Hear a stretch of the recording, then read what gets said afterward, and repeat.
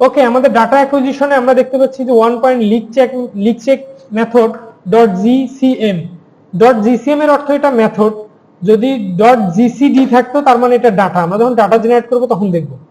তো এরপর আমরা দেখতে পাচ্ছি যে জিসি রেডি, এইদিকেও রেডি লেখা উঠেছে, এবং আমাদের যে জিসির মেইন মেশিন এখানেও স্ট্যাটাস, টেম্পারেচার এবং ফ্লো, গ্যাস ফ্লো সবগুলো কি দেখাচ্ছে?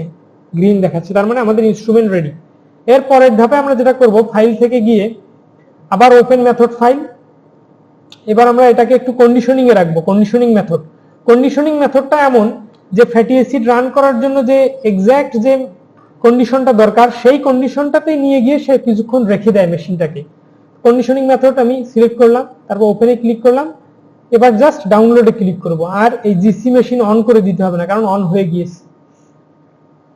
তো আমি যেই ডাউনলোডে ক্লিক করলাম, এবার দেখুন এই যে সেট ভ্যালু আগে ছিল 50, এবার এই যে স্প্লিট টেম্পারেচার সেট ভ্যালু 250-তে যাবে, তারপর প্রেসারটা 206 কিলো প্যাসকেলে যাবে, টোটাল ফ্লোটা 50 মিলিলিটার পার এমএল, তারপর কলাম টেম্পারেচার 235-এ যাবে, এফআইডি এর টেম্পারেচার অর্থাৎ আমাদের যে ডিটেক্টর রয়েছে তার টেম্পারেচারটা 250-এ যাবে।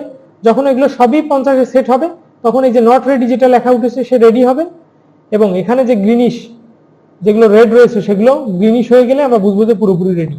এখানে ফ্লোটা আপাতত গ্রিন দেখাচ্ছে, অর্থাৎ ফ্লোটা তাহলে ঠিক আছে, ফ্লোটা অলরেডি সেট হয়ে গিয়েছে। দেখেন যে 206 সেট ভ্যালু, তো হচ্ছে টেম্পারেচার স্প্লিট প্রেসার কত দেখাচ্ছে? 206 হয়ে গেছে। তাই আমাদের এখানে স্প্লিট টেম্পারেচার চলে যাবে, তখন আমরা দেখতে পারবো যে